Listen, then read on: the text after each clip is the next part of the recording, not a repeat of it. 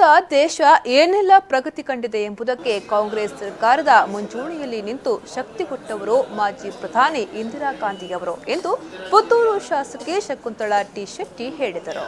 ಅವರು ಬುಧವಾರ ಕಾಂಗ್ರೆಸ್ ಸೇವಾದಳದ ವತಿಯಿಂದ ಇಲ್ಲಿಯ ಬ್ಲಾಕ್ ಕಾಂಗ್ರೆಸ್ ಕಚೇರಿಯಲ್ಲಿ ನಡೆದ ಭಾರತ ಮಾಜಿ ಪ್ರಧಾನಿ ಇಂದಿರಾ ಗಾಂಧಿಯವರ ಪುಣ್ಯತಿಥಿ ಕಾರ್ಯಕ್ರಮದಲ್ಲಿ ಮಾತನಾಡಿದರು.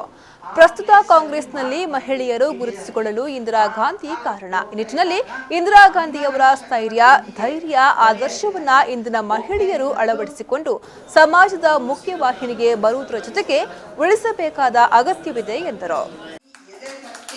ಪ್ರತಿಯೊಬ್ಬ ಭಾರತೀಯ ಇವತ್ತು ಬಹುಶಃ ಮಹಿಳೆಯರು ಬಹಳ ಇಷ್ಟ ಆದರೂ ರಾಜಕೀಯದಲ್ಲಿ ಸಾಮಾಜಿಕವಾಗಿ ಗುರುತಿಸಿಕೊಳ್ಳಲಿಕ್ಕೆ ಸಾಧ್ಯ ಆಗಿರುವುದಂದ್ರೆ ಅದು ಇಂದಿರಾ ಗಾಂಧಿ ಅವರಿಂದ.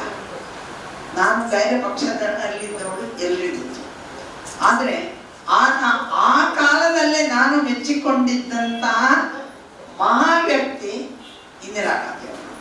ಇಂದಿರಾ ಗಾಂಧಿಯವರ ಮನೆಗೆ ಹೋದಾಗ ಅವರ ಬಾಲ್ಯದಿಂದ ಕೊನೆಯ ತನಕದ ಆ ಚಿತ್ರಣವನ್ನು ನೋಡಿದಾಗ ಬಹುಶಃ ನಮಗೆಲ್ಲ ರೋಮಾಂಚನ ಆಗಿರ್ಬೋದು. ಇವತ್ತೇ ನಮಗೆ ಪೂರ್ತಿ ಸ್ವಾತಂತ್ರ್ಯ. ವೇದಿಕೆಯಲ್ಲಿ ನಗರ ಕಾಂಗ್ರೆಸ್ ಅಧ್ಯಕ್ಷ ಸೂತ್ರಬೆಟ್ಟು ಜಗನ್ನಾಥ ರೈ, ವಿಶಾಲಾಕ್ಷಿ ಬನ್ನೂರು ಹಾಜರಿದ್ದರು.